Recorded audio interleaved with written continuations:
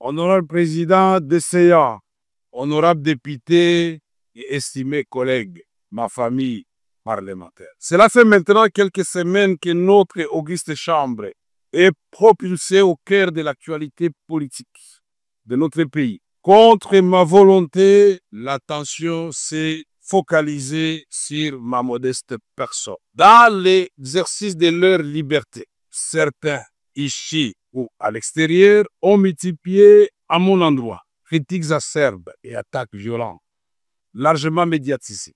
Mais d'autres, nombreux, m'ont témoigné leur amour et leur soutien. Aux uns et aux autres, je tiens à dire merci infiniment. Fort malheureusement, ce débat, si la déchéance éventuelle de quelques membres du bureau de l'Assemblée nationale a fini par occulter les véritables défis prioritaires auxquels notre pays est confronté à ce moment.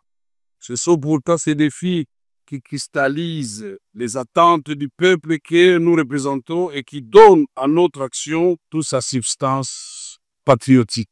L'unité nationale, la cohésion, la défense de la souveraineté et de l'intégrité territoriale, le progrès social et économique. Voilà ce qui devrait capter toute notre énergie. Je me réjouis que la plénière d'aujourd'hui mette un terme à cette parenthèse afin que, dès demain, nous retrouvions le chemin de l'essentiel. Conjuguer nos efforts pour répondre aux attentes légitimes du peuple qui nous a mandatés ici. L'essentiel, c'est aussi de se rappeler qu'au moment où nous discutons ici, il y a des populations de l'Ituri, du Nord Kivu, du Sud Kivu, en communion avec les restes des populations congolaises qui payent le plus lourd tribut d'une guerre injuste qui nous est imposée.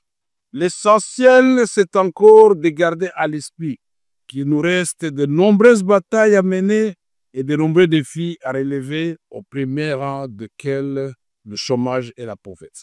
L'essentiel, enfin, c'est d'être capable de sacrifier une part de nos intérêts présents au nom de la construction radieuse d'un avenir collectif.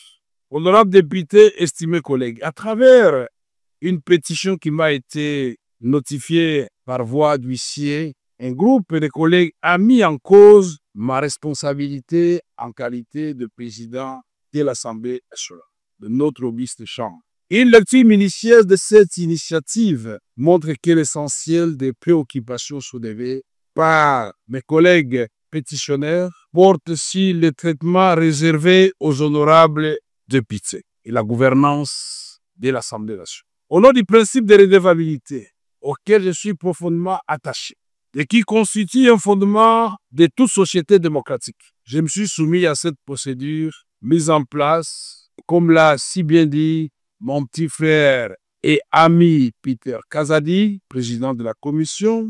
Je me suis donc soumis à cet exercice et j'ai répondu à chacune des préoccupations des pétitionnaires.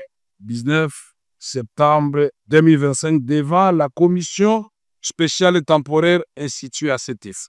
Pièce contre pièce, j'avais promis au président de la commission et aux membres de la commission que le lendemain, j'amènerai 3 documents qu'ils avaient demandé. Premier document pour justifier tous les fonds d'avril 2024 jusqu'au mois d'août de cette année. Deuxième document, les règles générales pour la sortie des fonds. Et troisième document, c'était de preuves que cela a été fait comme cela. Ces documents ont été remis au président séance tenante devant le membre de la commission.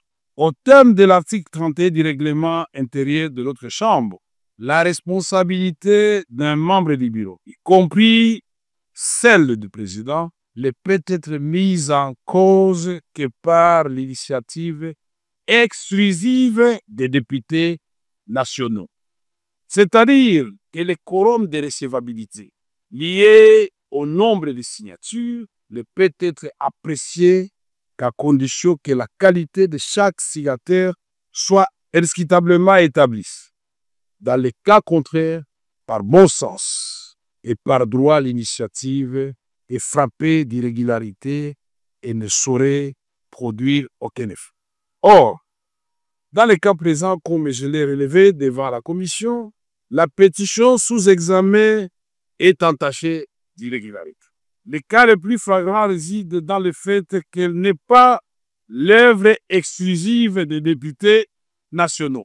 Honorables députés, estimés collègues, mieux que quiconque, porté par la conviction et l'amour de la patrie, j'ai activement œuvré à l'avènement d'une alternance pacifique dans notre pays et en faveur de son Excellence, M. Félix Tshisekedi Tshilombo, président de la République et chef de l'État. Aujourd'hui, je me réjouis de constater que nombreux de ceux qui nous ont rejoints et ont épousé cette conviction que nous étions si peu à partager à son temps, celle d'une refondation de notre État autour du président Félix Antoine Tshisekedi Tshilombo. J'ai consacré l'essentiel de ma vie à la recherche de la consolidation de la paix, ainsi qu'à l'amélioration des conditions de vie de notre population. Je voudrais vous rassurer, je ne suis animé ni de colère, ni de ressentiment envers qui que ce soit. Mon cœur est trop étroit pour s'encombrer avec de tels fardeaux. Il s'emploie à entretenir l'amour fraternel et à cultiver les vertus du pardon. Honorables députés, estimés collègues, le vote attendu ici, quels qu'en soient les résultats, porterait immanquablement un coup dur aux acquis auxquels j'ai contribué moi-même et que nous sommes tous appelés à préserver. Je prends donc la mesure du spectre de la division et des clivages qui menacent de fragiliser la cohésion nationale et l'harmonie institutionnelle, pourtant indispensable à la réussite de notre projet collectif, restaurer la paix, impulser le développement, renforcer le rayonnement de notre pays. Honorables députés, estimés collègues, je ne vais pas vous promener dans les Saintes Écritures pour vous parler du roi Salomon avec les deux femmes qui se disputaient un enfant. Je respecte la ligne tracée par le président, mais nous avions beaucoup à dire avant de lui dire au revoir. Honorables députés, estimés collègues, à vous, j'estime mon amour fraternel et ma gratitude sincère pour le moment partagé au service de notre beau pays. À toutes celles et ceux qui m'ont apporté un soutien spontané dans cette épreuve, je dis merci. Aucun mot n'est assez fort pour exprimer ma reconnaissance. Sachez que vous pouvez toujours compter sur moi. Je vais également m'adresser à nos collègues pétitionnaires. Merci à vous. Merci car au-delà de l'épreuve, il y a l'apprentissage. Chers frères et sœurs, ce qui nous unit est infiniment plus fort que ce qui nous divise. À votre démarche démocratique, j'ai apporté des réponses précises devant la commission spéciale et temporaire. Je n'ai aucun doute que notre lanterne à nous tous a été éclairée. Ma gratitude s'adresse aussi au personnel administratif et aux assistants parlementaires qui abattent un travail remarquable avec zèle et abnégation. À celui qui me succédera, je souhaite plein succès dans la conduite de notre chambre. C'est ici le moment de vous annoncer ou de confirmer effectivement ce que le président de la commission, Peter Kazadi, a dit tout à l'heure. Je donc, en âme et conscience, décidé devant 110 millions de Congolais de considérer que ma petite personne ne doit pas bloquer une grande institution comme l'Assemblée nationale.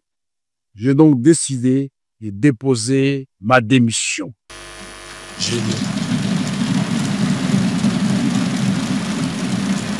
Que l'Éternel, Dieu des armées, miséricordieux, accorde la sagesse, la force nécessaire à celui qui va me succéder pour relever ces grands défis. Je vous invite, vous tous, à lui apporter tout votre soutien. Enfin, un mot pour notre jeunesse parlementaire, pour laquelle nous avions institué désormais un réseau de jeunes.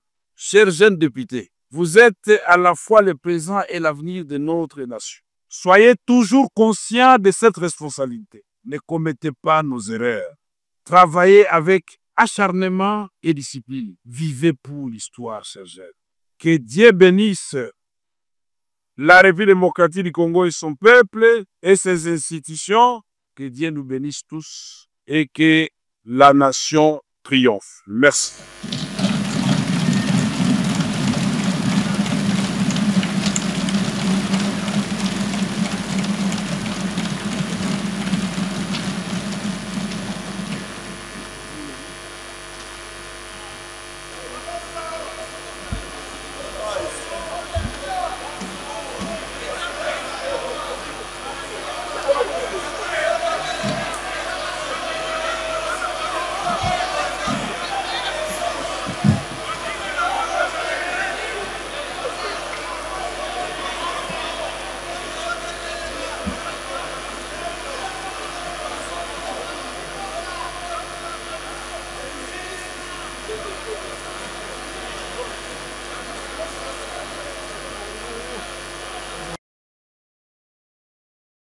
Salut à tous et bienvenue sur Flora TV News. Aujourd'hui, on revient sur un événement politique majeur en République démocratique du Congo. Le président de l'Assemblée nationale, Vital Kamerhe, a annoncé sa démission ce lundi 22 septembre. Cette décision est intervenue alors qu'il était visé par une pétition signée par 262 députés. Plutôt que d'attendre le vote prévu en plénière, Kamerhe a choisi de devancer la procédure et de se retirer de ses fonctions. C'est le premier vice-président de la Chambre basse, Jean-Claude Chilumbayi, qui a officialisé l'annonce au début de la séance. Kamerhe, lui, a pris la parole pour expliquer son choix, comme vous l'avez suivi. Selon lui, les débats autour de cette pétition détournèrent l'attention des véritables priorités du pays, comme l'unité nationale, la cohésion, la souveraineté et surtout le développement économique. Il a également affirmé que les accusations contenues dans la pétition étaient infondées et irrégulières. Mais la séance a été interrompue sans que la commission chargée d'examiner la pétition ne rende son rapport. Pour certains, cette démission est un soulagement. D'après le président de la commission, un affrontement direct entre Kamerhe et plus de 260 députés aurait pu causer de graves tensions. Dans son camp, ses proches parlent d'un acte d'homme d'État, estimant qu'il a préféré tourner la page pour se concentrer sur les défis sécuritaires, économiques et sociaux du pays. Mais du côté de l'opposition, la réaction est tout autre. Ils dénoncent une procédure irrégulière et qualifient tout cela de mascarade politique, estimant que la décision de pousser Kamerhe vers la sortie venait d'en haut. À noter, une autre démission a eu lieu en parallèle, celle de Dominique Munongo, rapporteuse adjointe et seule représentante de l'opposition au bureau de l'Assemblée nationale. Alors, selon vous, est-ce un retrait stratégique de Vital Kamerhe pour protéger son image ou une manœuvre politique orchestrée par ses adversaires? Dites-le en commentaire et abonnez-vous pour ne rien manquer de l'actualité politique en RDC et ailleurs.